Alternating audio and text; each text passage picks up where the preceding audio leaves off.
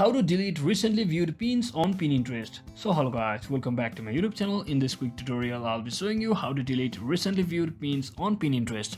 So first thing, just head over to your Pinterest application just like this and make sure you are logged into your account.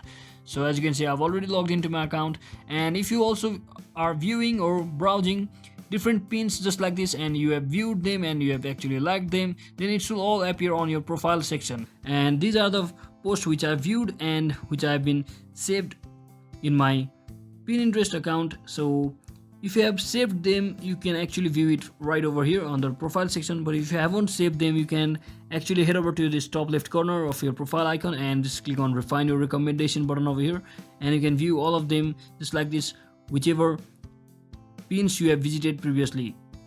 Just make sure you come over to that particular pins and you actually save them. So when you save them, it will automatically get over to your profile section.